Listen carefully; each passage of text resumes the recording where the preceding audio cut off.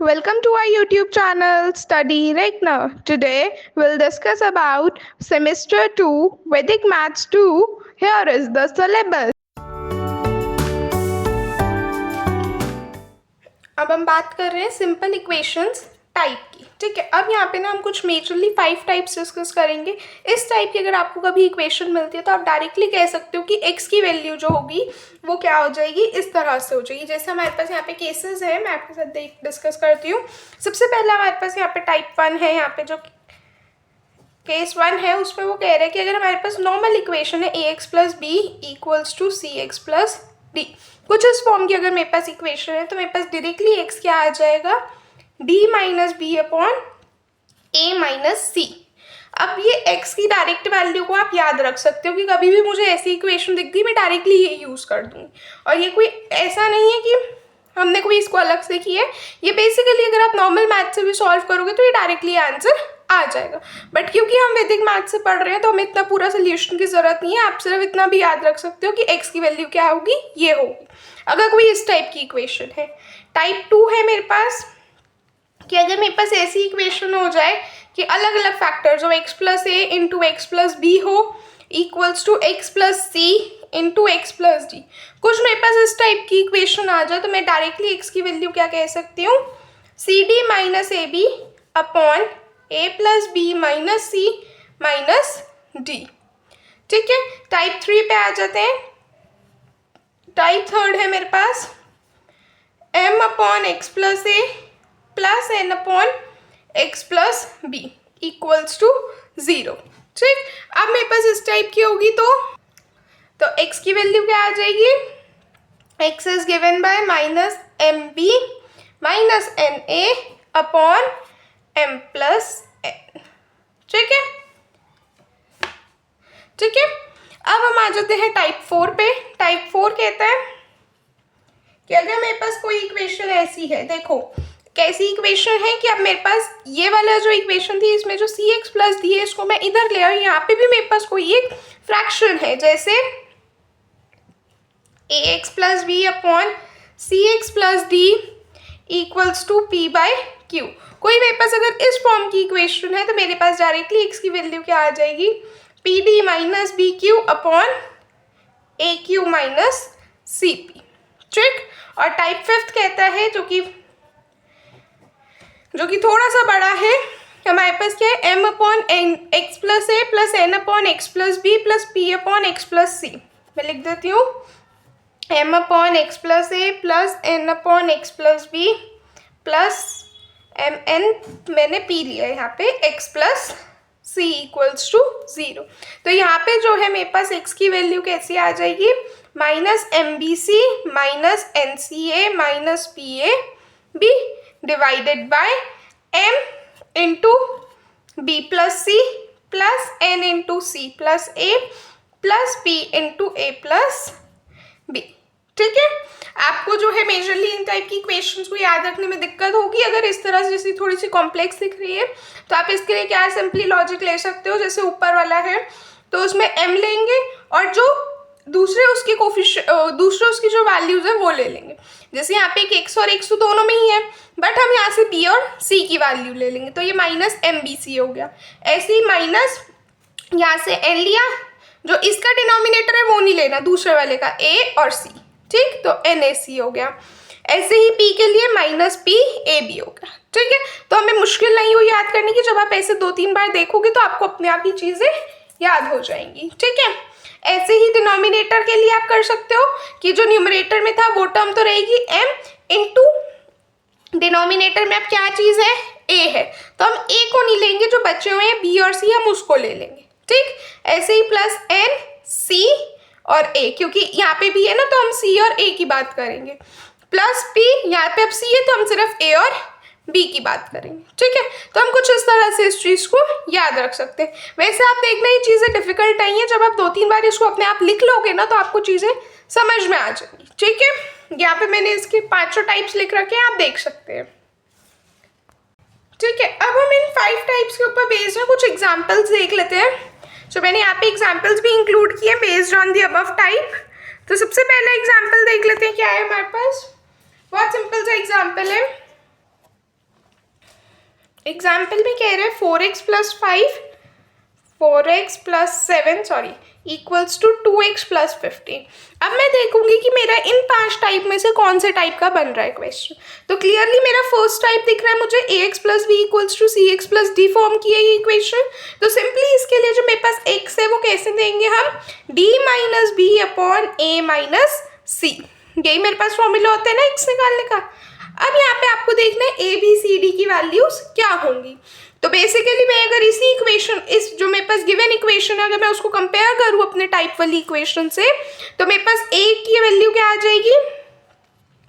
अगर मैं ध्यान से देखूँ तो यहाँ पे 4x और यहाँ पे ax है, तो यानी कि a की वैल्यू 4 हो गई, प्लस यहाँ पे b है यहाँ 7, तो b की वैल्यू क्या हो गई 7। हम बेसिकली इन दोनों को कंपेयर कर रहे हैं, ठीक है, क्योंकि जो मेरी इनिशियल इक्वेशन है ना 4x प्लस 7, ये मेरे को किस फॉर्म की दिख रही है, ax plus B is equals to C X plus D form की। तो यानी कि अब मेरे पास ax है, तो यानी कि यहाँ पे x का कोफिशिएंट क्या है 4, क्योंकि यहाँ पे a क्या है, x का कोफिशिएंट ही तो है, और ऐसे ही b एक कांस्टेंट वैल्यू, तो इसके साथ b क्या हो गया 7।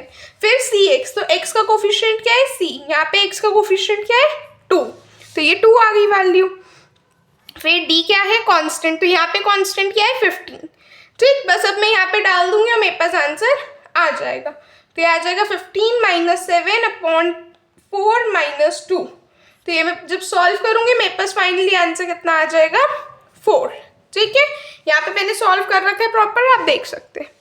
ठीक है, आई होप ये सबको समझ में आया होगा, किसी को इसमें कोई डाउट नहीं होगा। अब हम आ जाते हैं सेकेंड पार्ट पे। सेकेंड पार्ट अगर आप ध्यान से देखो तो कैसा है मेरे पास, इसमें 2 ब्रैकेट्स है, x plus 2 into X plus 3 किसके इक्वल आ जाएगा, x plus 4 into X plus 1 के।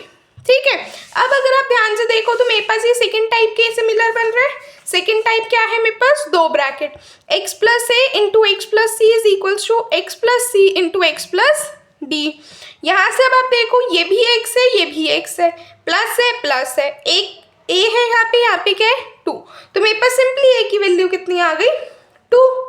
b की वैल्यू ऐसे ही देखो x प्लस बी है, यहाँ पे मेरे पास क्या है x प्लस 3, तो b की वैल्यू 3 हो गई। फिर c के लिए आओ, x प्लस सी क्या है, यहाँ पे क्या है x प्लस 4, तो c क्या आ गया 4। फिर x प्लस d है, तो यानी कि ये क्या आ गया x प्लस 1, तो d कितना आ गया मेरे पास 1। ठीक है, सो आई होप ये वाला पार्ट आप सबको समझ में आया होगा अच्छे से। ए बी सी की डी की वैल्यूज पता चल गई। अब बस हमारे पास x कैसे मिलेगा, इसके लिए अगर हमारे पास अगर कोई इस टाइप की इक्वेशन हो तो हमारे पास x कैसे आता है, C D minus A B upon A plus B minus C minus D. ठीक, अब बस यहाँ पे आपको ए बी सी डी की जगह वैल्यूज पुट करनी है और आपके पास x की वैल्यू आ जाएगी।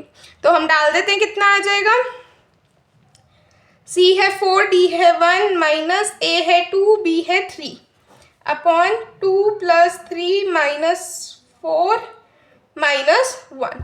सॉल्व करेंगे आंसर आ जाएगा। अब देखो मेन यहाँ पे बात क्या हो रही है, नीचे डिनोमिनेटर में 0 आ रहा है। अगर आप ध्यान से देखो तो मेरे पास क्या है, ये 4 प्लस 2 प्लस 3 5, 5 माइनस 4 1, 1 माइनस 1 0 हो गया।